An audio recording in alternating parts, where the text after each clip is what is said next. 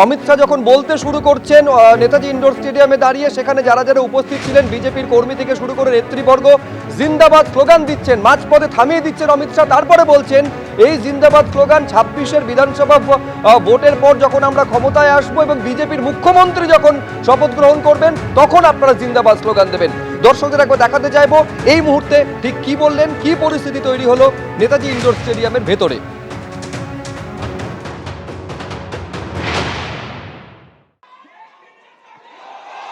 अरे अब सुनो भाई सुनो, जिंदाबाद जरूर करना है। 26 में हमारे मुख्यमंत्री की शपथ के बाद करना है। मेरी बात सुन लो, आपका समय अब समाप्त हो गया है। 26 में भारतीय जनता पार्टी की सरकार बनने वाली।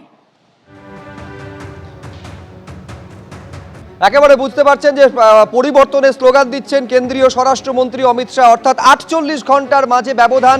এই 48 ঘন্টার ব্যবধানের মধ্যে নরেন্দ্র মোদীর পর এক ইস্যু ঠিক যেখানে শেষ করেছিলেন দেশের প্রধানমন্ত্রী, সেইখান থেকে আজ শুরু করলেন কেন্দ্রীয় স্বরাষ্ট্রমন্ত্রী অমিত শাহ। যখন পরিবর্তনের স্লোগান দিচ্ছেন, 26-এ তৃণমূল সরকার উৎপাটিত হবে, সমূলে উৎপাটন করতে হবে, এই ডাক যখন দিচ্ছেন তখন পাল্টা কটাক্ষ তৃণমূলের তরফ থেকেও ছোড়া হয়েছে। কি বলা হলো তৃণমূলের তরফ থেকে সাংবাদিক বৈঠক করে অমিত শাহকে নিশানা করে, দেখুন। আপনারা কিন্তু জানেন না কোন জায়গায় গিয়ে ঠেকবেন। আপনারা বলছেন 2026-এ আপনারা ক্ষমতায় আসবেন। আপনারা কি অলীক স্বপ্ন দেখছেন?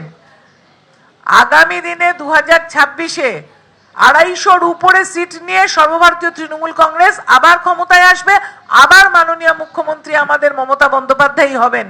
আপনারা দেখতে রহে যাएंगे, হিন্দিতে বলে দেখতে রহে যাएंगे।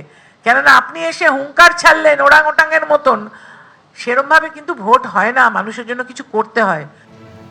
একদিকে যখন অমিত শাহ বলছেন যে রিগিং ছাড়া, হিংসা ছাড়া যদি 26-এ নির্বাচন হয়, মমতা বন্দ্যোপাধ্যায় তার নিজের আসনে শুধু পরাজিত হবেন না, তার জামানত বাজেয়াপ্ত হবে।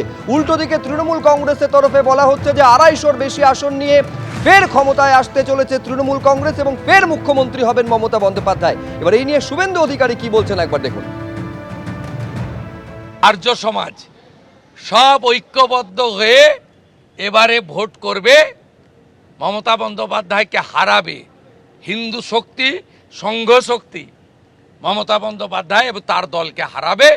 কারণ আমরা বাংলাদেশ দেখছি, আমাদের অধিকাংশ লোকের আত্মীয় স্বজন বাংলাদেশে হিন্দু হওয়ার কারণে এক কাপড়ে চলে এসেছে।